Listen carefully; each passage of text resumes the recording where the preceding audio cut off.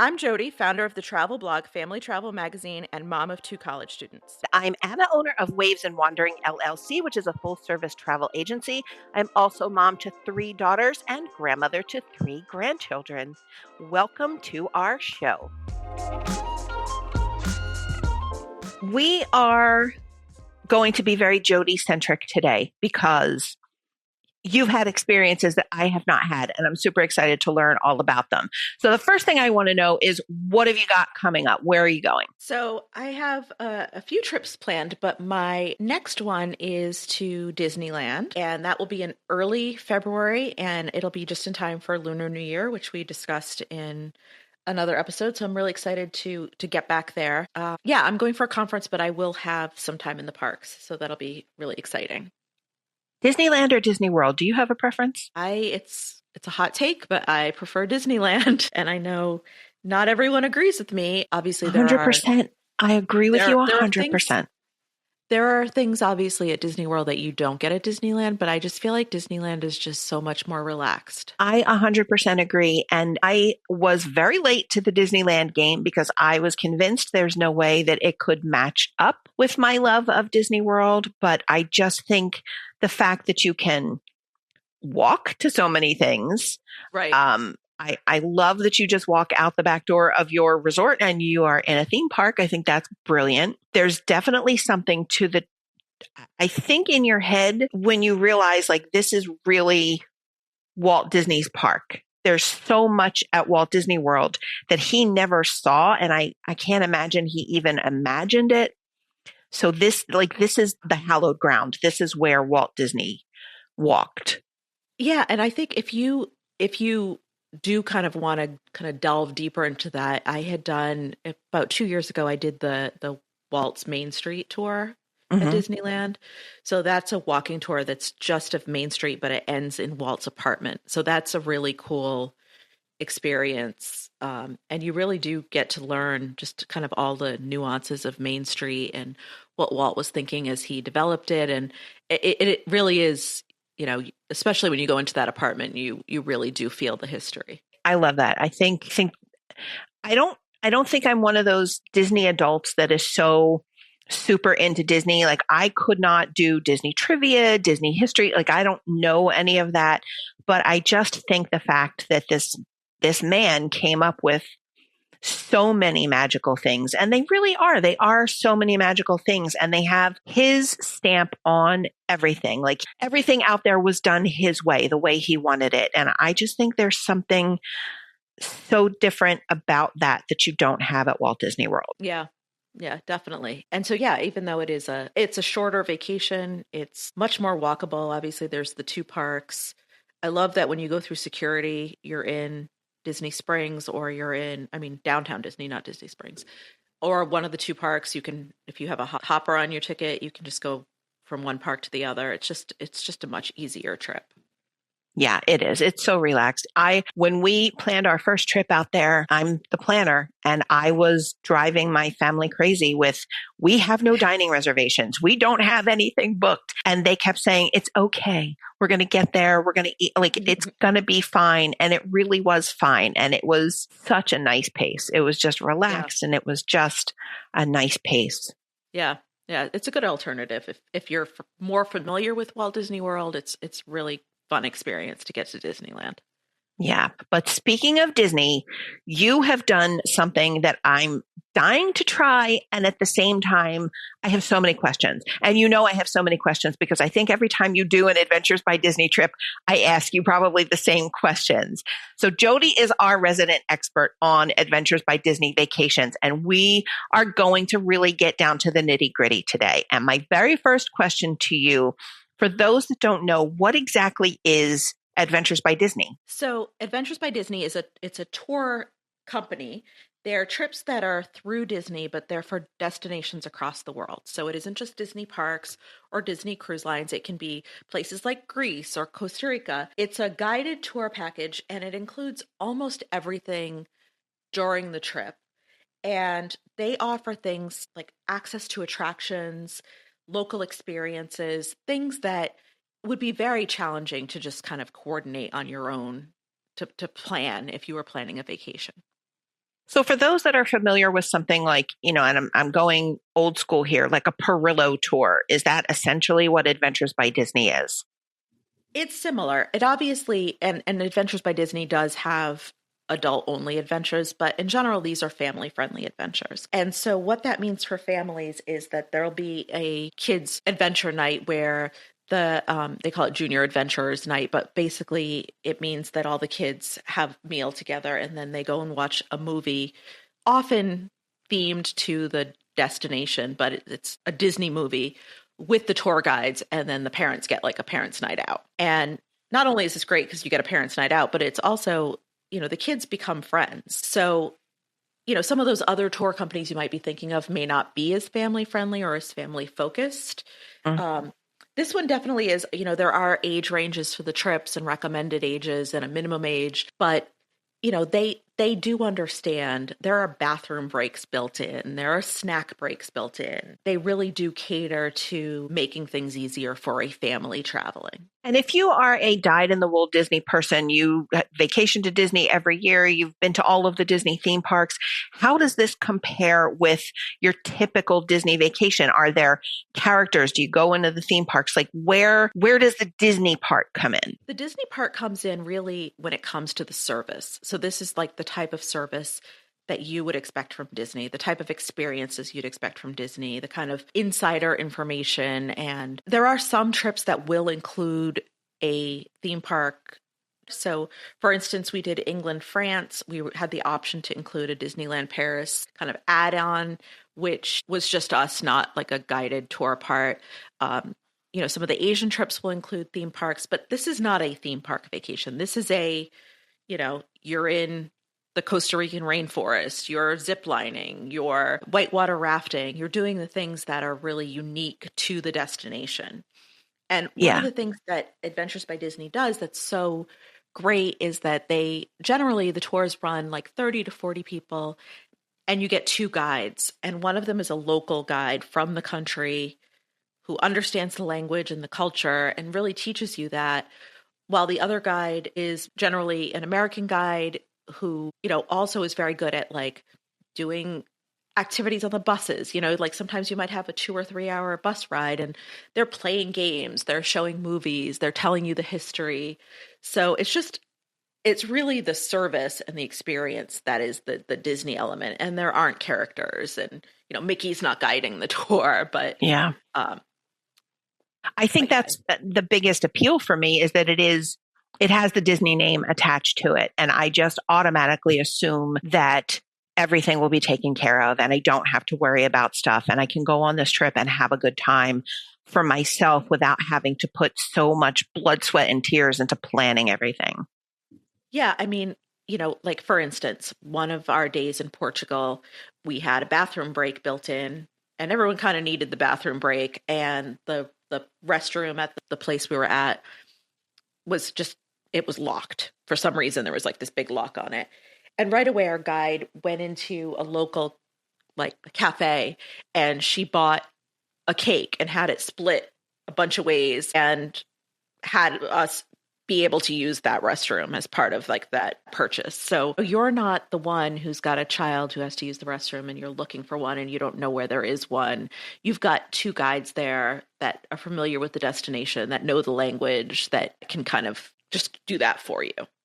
Yeah, I think that's awesome. We were just talking with our kids about the DNA tour that we did. If there was ever a serial killing spree across parts of the country, we were on a tour that just didn't have stops built in. So my kids literally had to stop and like literally pee on the side of a mountain or on the side of a road. And it's like, if there's ever been crimes committed across this part of the country, you guys are the prime suspects because there were no bathroom breaks built in. It was like they just kept going and going and miles and miles. And it's like, no, my kids can't do this. We have to stop. So yeah, that was really inconvenient. So that's something really good to know that they go above and beyond like that. Definitely. Yeah, they will. I mean, they're just incredibly helpful. What does Adventures by Disney include? So it will not, when you book your trip, you pay a price, and you know exactly what's going to be included. So it's going to be your transportation there. So if you fly there, that's not covered. But once you land at the airport, they will pick you up and bring you to the hotel. It always covers breakfast at the hotel. It covers your stay. It covers all gratuities except for the gratuities specific to the guides. So any of the tour guide operators, the bellman, any of that stuff is covered. It will cover your admission to any of the included attractions. Usually, if there's a guide, depending on the destination, your guide might be the guide, or there might be like a local guide. Those are all included. Gratuities are included. In terms of meals, so that's really going to vary by trip. This last trip we did was Costa Rica, included almost every meal. I think there was one or two that was not included. And that's really because the places we were staying at, there really wasn't a whole lot of meal options nearby. So, they had to take us by bus or we ate at the hotel. But you'll know exactly what's included there. So it is really nice because the price, it might, when you look at it, you might think, wow, that's pretty high. But then you realize there isn't a whole lot that you're going to have to pay for beyond that. Yeah. And honestly, just the fact that it includes a lot of the gratuities, I cannot tell you how many times we've been somewhere and, the ATM only has $20 and $50 bills. And now you want to tip somebody, right. And you don't have the right cash and you end up over tipping and, it makes your vacation price even higher because you've got a pocket full of 20s and you needed a pocket full of 5s or whatever. But right. It's nice that they include those kind of things as well. Yeah. Yeah. It's very convenient. You talked a little bit about ages. So is there a restriction? Is upper limit, lower limit? Or, what about people that have mobility issues and stuff like that? Do they have accommodations for those? Yeah, I think so. There's always, whenever there's like a real big adventure activity, like something like zip lining or bike riding, or we did this like bridge climb in Portugal, there's typically an alternative activity.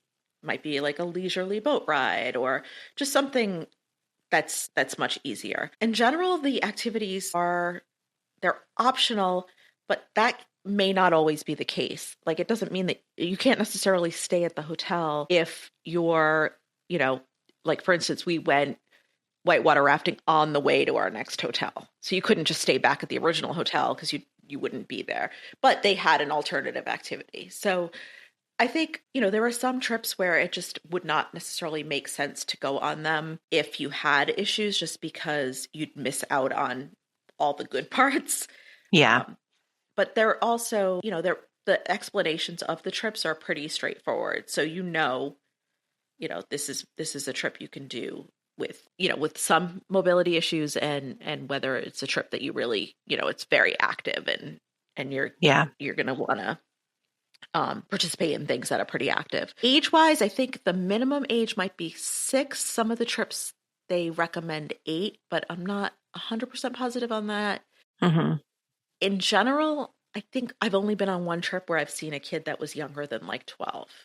People do tend to bring like older, just because those are the kids that will remember the trip or be able to really appreciate it. But that can depend. You see a lot of teens, which makes sense, obviously.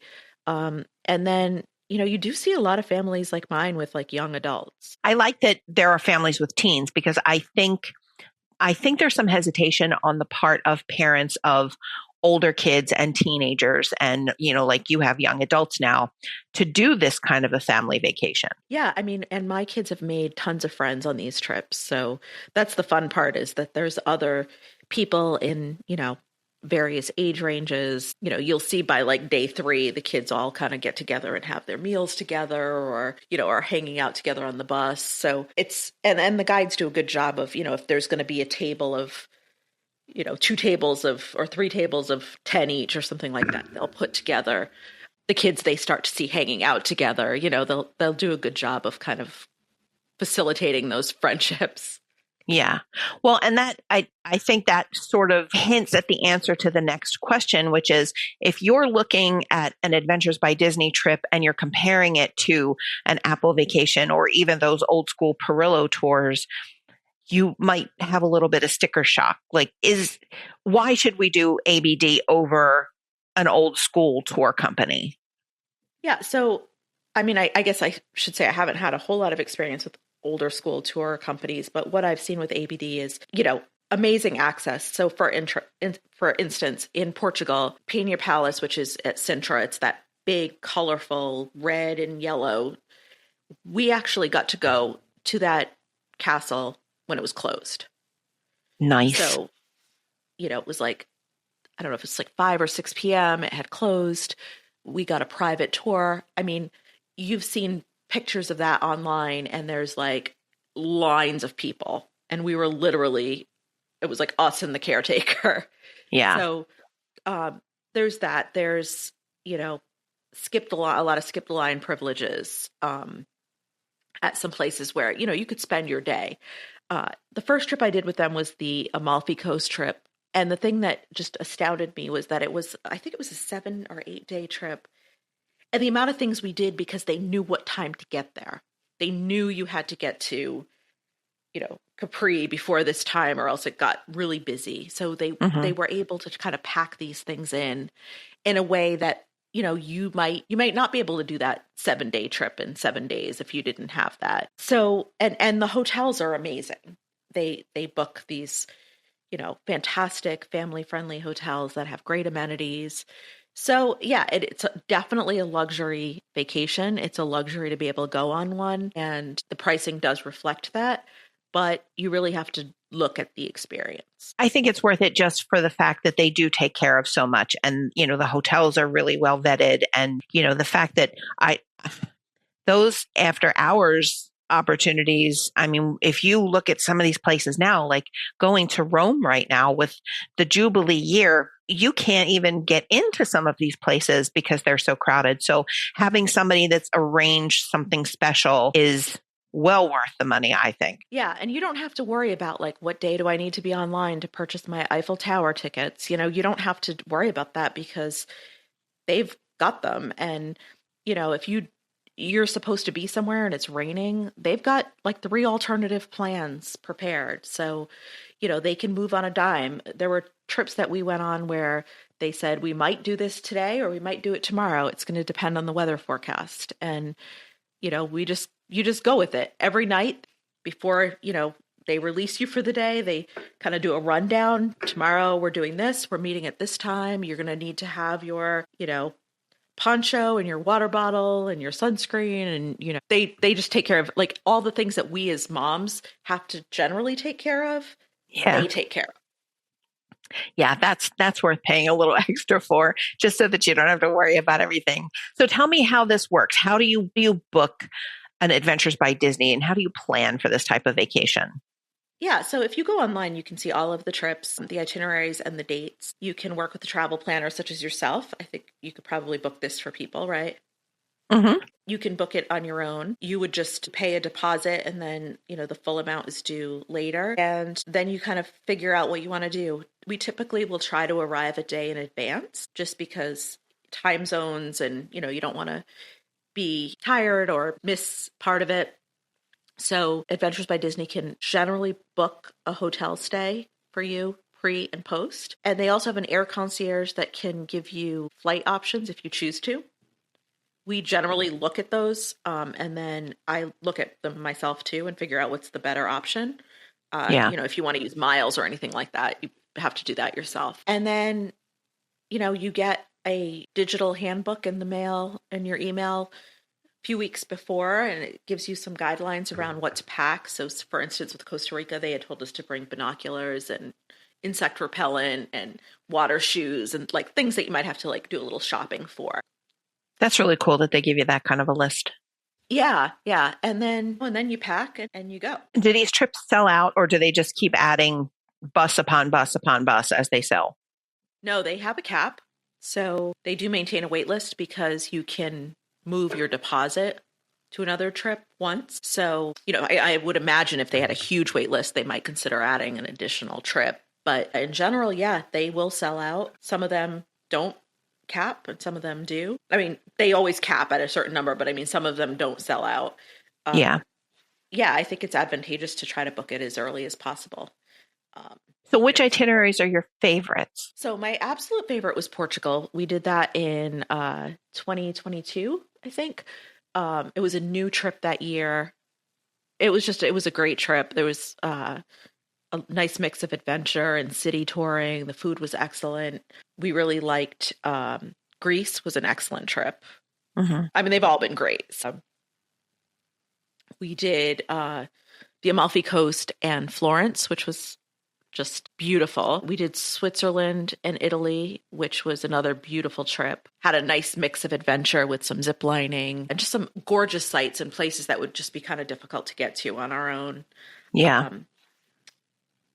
We did England, France, which was more of a sightseeing type tour, but still lots of fun. And then next year we have their newish trip to Colombia. Oh, that's super cool. That one's gotten some great reviews, so we're really excited. Would there ever be a chance where you would say, I know we've done the Portugal one, but let's go back? Like, does it change any, or does it stay pretty static and you maybe wouldn't want to repeat?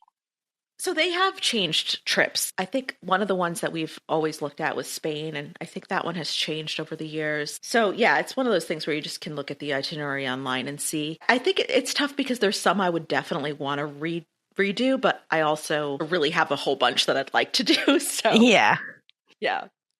I think that's good though, that they have such a variety of trips that there are other trips you want to do, even though you've done a few of them. Yeah. I mean, there's tons. There's trips in Asia and Australia and Central America and South America and, Europe, obviously. There's some US trips.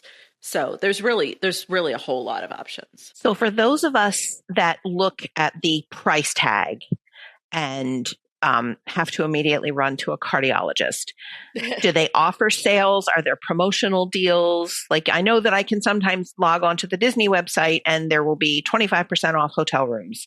Do you ever have that with Adventures by Disney? There are sometimes deals. There's also, this is the type of trip where it's worthwhile looking at the dates because the price can vary a lot based on how booked it is. So that's obviously important. They do have some deals, and then they also sometimes have a bounce back offer. So what are your best tips for this kind of a trip? I think, before you go, you want to read the itineraries. And with older kids now, we all review the itineraries and kind of decide together like which trips we think are the best. You really want to, I'm kind of in this middle ground where like I want to read the itinerary and know everything I'm doing, but I also love not being the one planning. So, I don't read it to the point where I'm like, I know exactly what I'm doing day 4. I just generally want to know what I'm doing over the course of the trip so that I can buy things. I definitely, and I mentioned this before, but I definitely recommend doing a pre-stay night at the hotel, booking that through ABD so that you're in the same room. This is something we did obviously when we've gone to Europe because, you arrive the next morning and you don't want to be like jumping on a trip. But we've also did it in Costa Rica where there wasn't an overnight flight because it's just nice to, get acclimated. Yeah. Some of these trips, and quite a few we've done, have included 3 hotel stays. And so that's, one of those cases where I really, I pack for the 3 hotels. I use packing cubes and organize my outfits so that I'm not having to unpack every suitcase.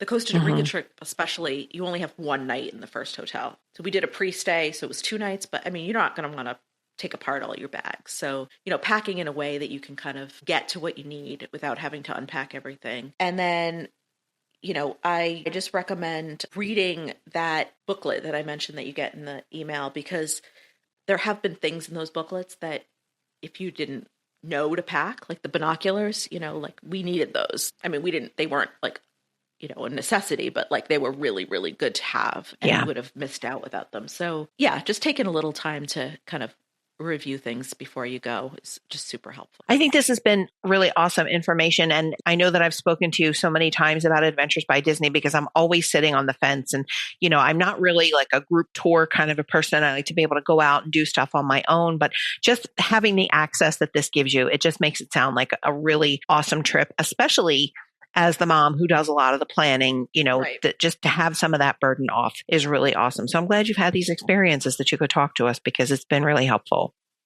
Yeah, they've been really fun. And, I'm glad that my older kids still enjoy them.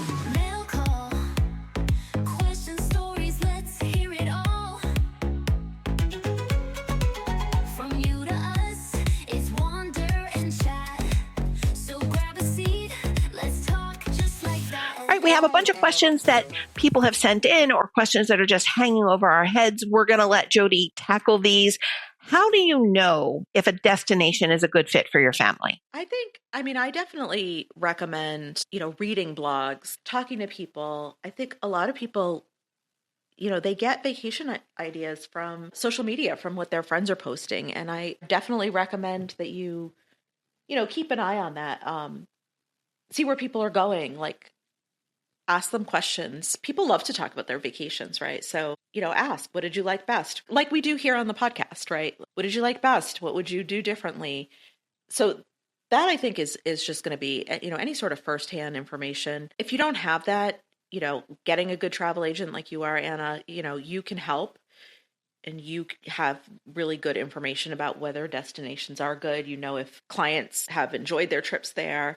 So yeah, just ask around. And for a trip like this, especially something that's a huge financial commitment, like an Adventures by Disney trip, how do you budget for a big vacation? I think, a trip like this, especially where you are paying a deposit up front and then you're going to owe a substantial sum before you go, is really just knowing what you have in your personal budget for discretionary things like travel.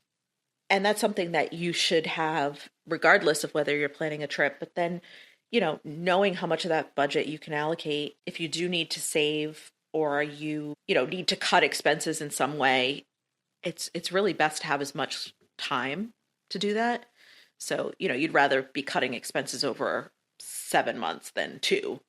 Yeah.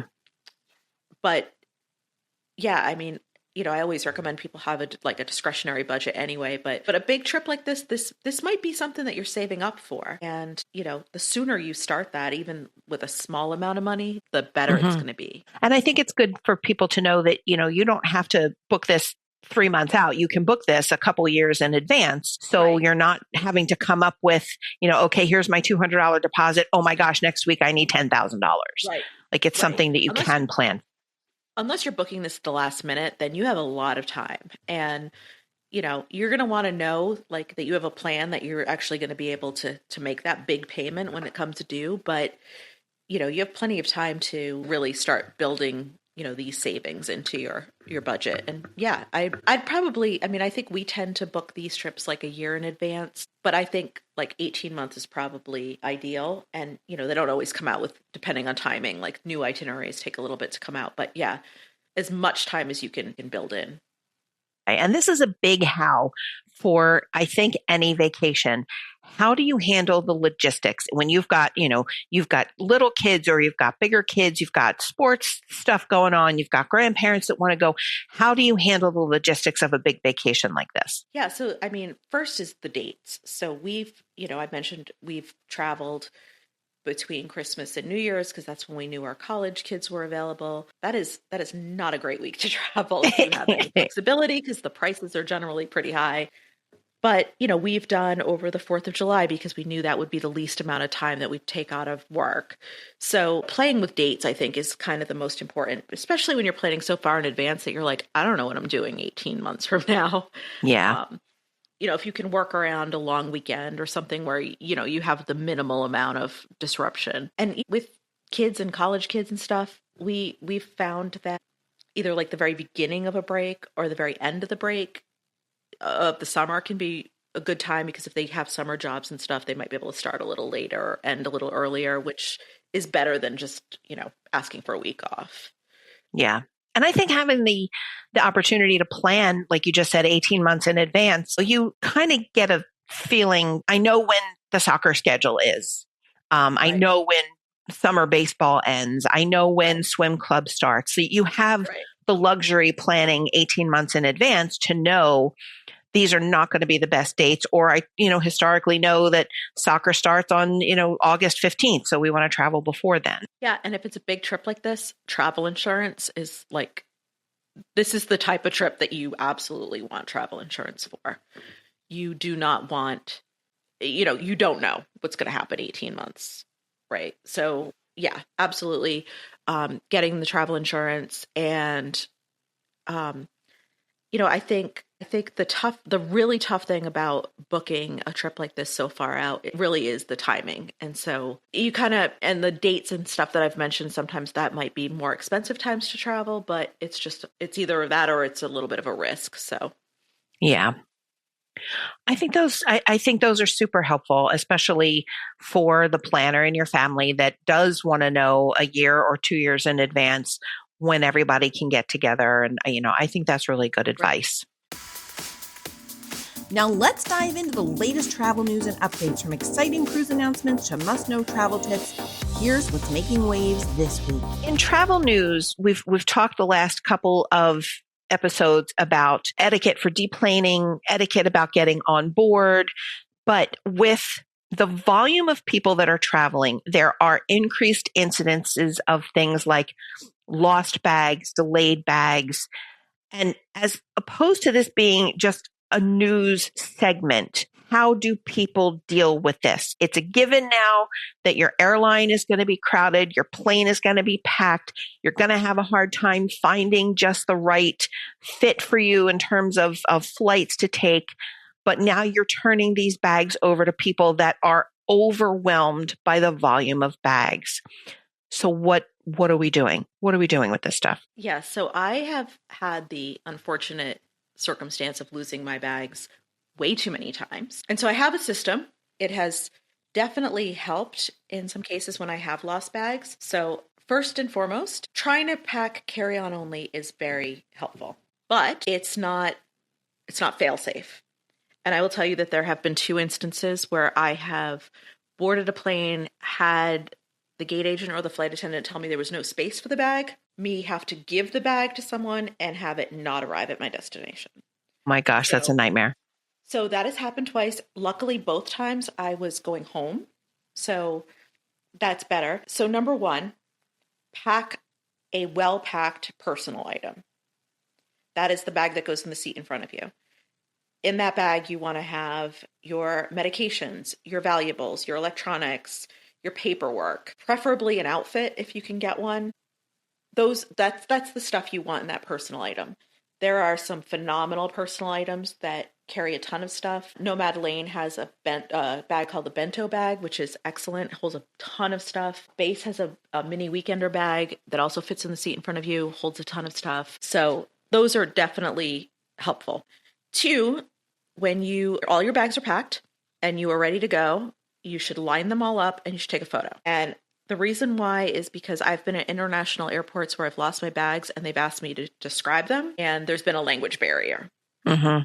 So, or you might just have forgotten, did I bring the pink suitcase? Did I bring the blue one? So you have the photo, you can show them the photo. This is the suitcase I lost right here. That's a great idea. I mean, even just, my tendency would be like, oh, it's a black suitcase. Well, right, okay, right. But what? Like, I don't remember the color of the tag that's on it.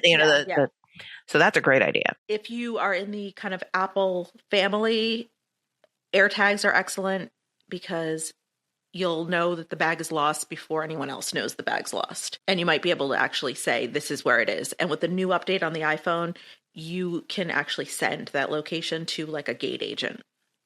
So that's cool. Yeah. So I highly recommend that. I do recommend that you put those in the bag as opposed to a tag on the outside. We used to have tags on the outside and we lost one in Costa Rica. It looked like the bag was in Costa Rica, but the bag was actually in Boston. My gosh.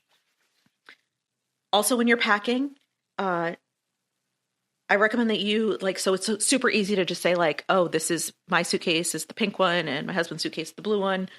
I don't do that when I am leaving to go to a destination. We spread everything out.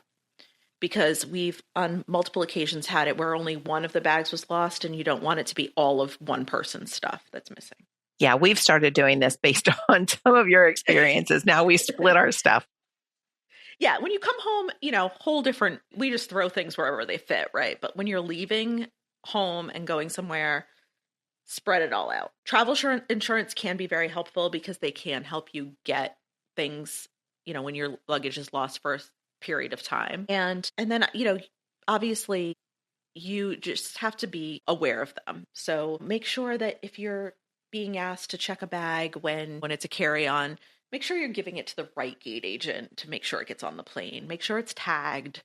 all those things. Make sure that when you do check a bag and they give you like a code, you do stick that on your boarding pass and you keep it. So just stuff like that, it can be easy to take that sticker and throw it out or stick it in your pocket and lose it. You just want to be as prepared as possible. Yeah. And this is probably something that nobody can really definitively answer. But with all of the stuff going on with airlines and flights and stuff like that, like Spirit Airlines right now is in bankruptcy. How do you know that your travel is going to be safe no matter which airline you book with? I mean, I think, it can be tough because, you're not just dealing with, corporations, you're also dealing with weather. And, I'm in Boston, we get snowstorms and it can throw things off for a day. I've had circumstances where due to an emergency, the airspace was closed over our airport. I think building a lot of flexibility in your schedule, we had talked a few episodes ago about tight connections. Like if you could avoid that, here in Boston, I tend to try to travel early in the morning just to, avoid kind of the ripple effect of delays. Mm-hmm. And beyond that, I think a lot of it's out of your control. I would have to agree. And it is a little bit scary now venturing out into the airports and the airlines and navigating all of that. And one day you do hear somebody's going out of business or there's a merger going on or something is going on at an airport. And it does make you a little hesitant to travel. But I think the reality is it's the necessary evil. If you want to get from point A to point B in a lot of situations, that is your travel option. So you just, right. I know we tend to stick with the same airline just because we've built up over the years kind of a rapport with that airline. And even with that, there's still inconsistencies and stuff. But I think if you have some kind of trust that if something goes south, the airline will be there to support you, that helps. But yeah, it's kind of a great leap of faith right now to travel with an airline. Yeah. And I think there's some protections offered by some credit cards that can be helpful, or travel insurance, keeping your eye on the news, following your flight, and make sure. I've noticed, and you've probably noticed this too, my flights have changed a lot. Times they can change 10 minutes or they can change an hour, or sometimes they change 5 hours. So I use an app called, I use two apps. One's called TripIt, one's called Flighty. They have premium options, so you may have to pay for some things, but they track my flights for me and they tell me when things change. And then, just keeping yourself super flexible. Yeah, I think that's the key word, flexible. You'd really have to be to travel now. Yeah, you're going on a cruise, you're going on an Adventures by Disney trip, you fly in the day before, you just give yourself buffer, right? Yeah. I hope that you've enjoyed this episode. We've really enjoyed talking about some of our favorite things to travel and do and see and some of these great tips. Jody was phenomenal with everything about Adventures by Disney. I may finally be ready to jump off of that ledge. If you've enjoyed this episode, don't forget to hit the subscribe button so that you get more of our fabulous travel tips and information. And if you have any questions on anything that we've talked about in this episode or any of the previous episodes, just send them along to us and we will try and talk about them in our next episode. And we will see you again next week.